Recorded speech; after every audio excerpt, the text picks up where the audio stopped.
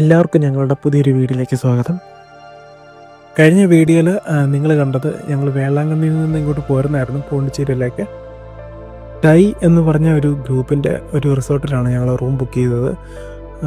റൂമൊക്കെ നല്ല റൂമായിരുന്നു. അവർക്ക് ഒരുപാട് റിസോർട്ട്സും കാര്യങ്ങളൊക്കെ പോണ്ടിച്ചേരിയിലും തമിഴ്നാട്ടിലൊക്കെ ആയിട്ട് പല സ്ഥലങ്ങളിലായിട്ടുണ്ട്. ഏകദേശം എത്താനായിട്ടൊരു 3.5 മണിക്കൂറോളം യാത്രയുണ്ട് വേളാങ്കണ്ണിയിൽ നിന്ന്. പിന്നെ ഏകദേശം ഒരു 170 കിലോമീറ്ററോളമാണ് ഇങ്ങോട്ടുള്ള ദൂരം. പോണ്ടിച്ചേരിയിൽ നമുക്ക് പ്രധാനമായിട്ടും കാണാനായിട്ടുള്ളത് ഇവിടുത്തെ ഫ്രഞ്ച് കോളനി തന്നെയാണ്. വൈറ്റ് ടൗൺ അല്ലെങ്കിൽ ഫ്രഞ്ച് കോളനി എന്ന് തന്നെയാണ് ഇതിനെ പറയുന്നത്. പോണ്ടിച്ചേരിയിലെ ഫ്രഞ്ച് കോളനിയുടെ തെരുവുകളിലൂടെ നമുക്കൊന്ന് യാത്ര ചെയ്യാം. ഇവിടെയുള്ള വർണ്ണാഭമായ കെട്ടിടങ്ങളും പൂന്തോട്ടങ്ങളും പഴയ വാസ്തുവിദ്യയൊക്കെ നമ്മളെ പഴയൊരു കാലത്തേക്ക് കൊണ്ടുപോകുന്നുണ്ട്. പോണ്ടിച്ചേരി അഥവാ പുതുച്ചേരി 17-ാം നൂറ്റാണ്ടിൽ ഫ്രഞ്ച് ഈസ്റ്റ് ഇന്ത്യ കമ്പനിയുടെ ഒരു പ്രധാന സെറ്റിൽമെൻ്റ് ആയിട്ടാണ് മാറുന്നത്. 1674 ഫ്രഞ്ചുകാർ ഇത് അവരുടെ പ്രധാന വ്യാപാര കേന്ദ്രമാക്കി മാറ്റുകയും പിന്നീട് വർഷങ്ങളോളം അവരുടെ അധീനതയിൽ തുടരുകയും ചെയ്തു. സ്വാതന്ത്ര്യത്തിന് ശേഷം 1954 ഇത് പൂർണ്ണമായിട്ടും ഇന്ത്യൻ യൂണിയനോട് ചേരുന്നത്. പിന്നെ വേറൊരു കാര്യമുള്ളത്, നമ്മൾ കൂടുതലായിട്ട് ഈ പോണ്ടിച്ചേരിക്ക് പോകുന്നത് തന്നെ ഇവിടുത്തെ പഴയ ബിൽഡിങ്സും അതിൻ്റെ ഒരു ഫോട്ടോ എടുക്കാനൊക്കെ ആയിട്ടായിരിക്കും കൂടുതൽ ആൾക്കാരും പോണ്ടിച്ചേരിയിലേക്ക് പോകുന്നത്. അതുകൊണ്ട് തന്നെ നമ്മൾ ഫോട്ടോ ഒക്കെ എടുക്കണമെന്നുണ്ടെങ്കിൽ അധികം ക്രൗഡഡ് അല്ലാത്ത രീതിയിൽ എടുക്കണമെന്നുണ്ടെങ്കിൽ നമ്മൾ കഴിവതും നേരത്തെ ഏകദേശം ഒരു രാവിലെ 7 മണിക്ക് തന്നെ അവിടെ എത്തുകയാണെങ്കിൽ അതായിരിക്കും കുറച്ചുകൂടെ നല്ലത്. കാരണം സമയം കൂടുന്തോറും ഇവിടെ ഇന്നത്തെ കാര്യം ലൈറ്റിൻ്റെ പ്രശ്നമുണ്ട്. കുറച്ച് കഴിയുമ്പോൾ നല്ല വെയിലൊക്കെ ആയിരിക്കും. പിന്നെ മറ്റു കാര്യം എന്ന് പറഞ്ഞു കഴിഞ്ഞാൽ തിരക്കും കൂടുതലായിരിക്കും. ഒരു 8 മണി 9 മണിയൊക്കെ ആകുമ്പോഴേക്കും. അത്രയും ടൂറിസ്റ്റുകളൊക്കെ വന്ന് താമസിക്കുന്ന ഒരു ഏരിയയാണ് ഈ വൈറ്റ് ടൗൺ എന്ന് പറയുന്നത്.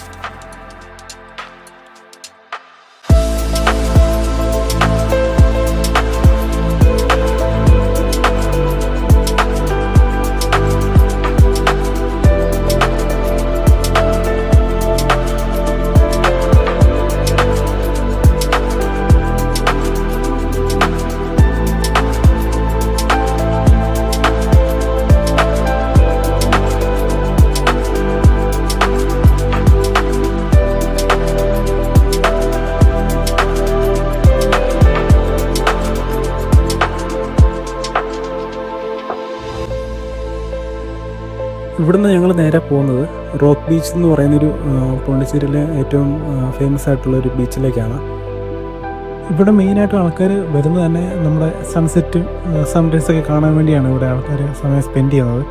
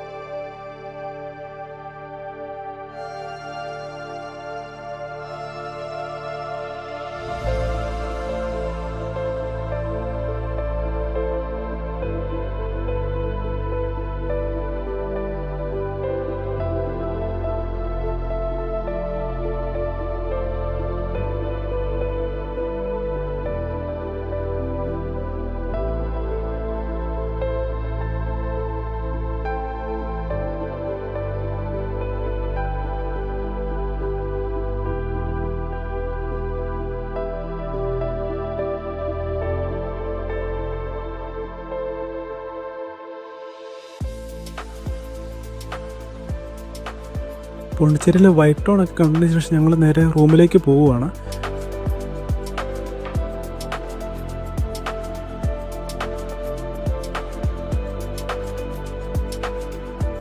ഇവിടെ റൂം ബുക്ക് ചെയ്തപ്പോൾ തന്നെ ഞങ്ങൾ ബ്രേക്ക്ഫാസ്റ്റ് ഇൻക്ലൂഡ് ചെയ്തിട്ടുണ്ടായിരുന്നു. ഞങ്ങൾക്ക് എന്തായാലും ഫുഡ് എല്ലാവർക്കും നല്ല ഇഷ്ടപ്പെട്ടിട്ടുണ്ടായിരുന്നു, നല്ല ഫുഡായിരുന്നു. ഇവിടെ നിന്ന് ഇത് കഴിച്ചിട്ടാണ് ഞങ്ങൾക്ക് നേരെ ഓറോവില്ല് കാണാനായിട്ട് ഞങ്ങൾക്ക് പോകാൻ. ഞങ്ങൾക്കത് രണ്ടാമതെന്ന റൂമാണ്. ഞങ്ങൾ പറഞ്ഞിരിക്കുന്ന റൂം ഞങ്ങൾക്ക് കിട്ടിയിട്ടുണ്ടായിരുന്നില്ല. അവിടെ കഴിഞ്ഞ് പോയ ഒരു ഗസ്റ്റ് പോയിട്ട് റൂമൊന്നും വൃത്തിയാക്കിയിട്ടുണ്ടായിരുന്നില്ല. അപ്പം ഞങ്ങൾക്ക് അന്നേരം അവർ വേറൊരു റൂമാണ് ഞങ്ങൾക്ക് തന്നത്. എന്തായാലും കുഴപ്പമൊന്നുമില്ലായിരുന്നു, അത്യാവശ്യം നല്ല റൂമും കാര്യങ്ങളൊക്കെ ആയിരുന്നു. ഇവിടുന്ന് ഏകദേശം ഒരു 12 കിലോമീറ്ററാണ് ഓറോവില്ലിലേക്ക് പോകാനായിട്ട്.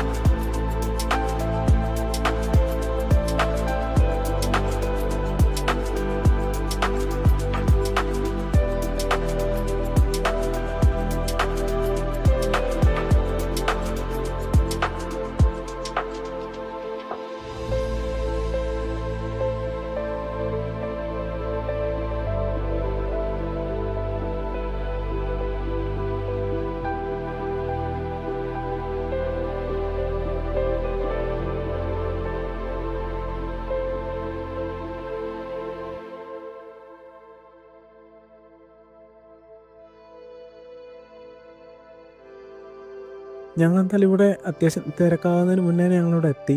എത്ര തിരക്കുണ്ടെങ്കിലും കുഴപ്പമില്ല, അവിടെ നമുക്ക് എത്ര വണ്ടി പാർക്ക് ചെയ്യാനും നമുക്കുള്ള സ്പേസ് അവിടെ നമുക്ക് കിട്ടും. പാർക്കിംഗ് ഫീസ് ഉണ്ട് അവിടെ, 50 രൂപയാണ് അവിടെ പാർക്കിംഗ് ഫീസ് വരുന്നത്. നമുക്ക് വണ്ടി പാർക്ക് ചെയ്ത് നമുക്ക് അവിടെ നിന്നൊരു എൻട്രി ഫീയും കൂടെ ഉണ്ട് അങ്ങോട്ട് കയറുന്നതിന്. അപ്പോൾ അത് എടുത്തിട്ട് വേണം അങ്ങോട്ട് പോകാൻ.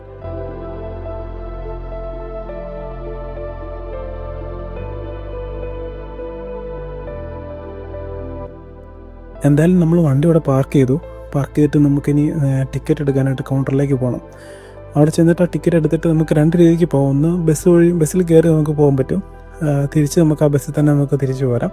അല്ലെങ്കിൽ നമുക്ക് നടന്ന് ഓറോവില്ലയുടെ ഉള്ളിലെ കാഴ്ചകളൊക്കെ കണ്ട് നമുക്ക് കുറച്ച് ദൂരമുണ്ട്, 4 കിലോമീറ്ററോളം നടക്കാനുണ്ട് നമുക്ക്. ഓറോവില്ലയുടെ മറ്റു വിശേഷങ്ങളുമായിട്ട് അടുത്ത വീഡിയോ നമുക്ക് കാണാം.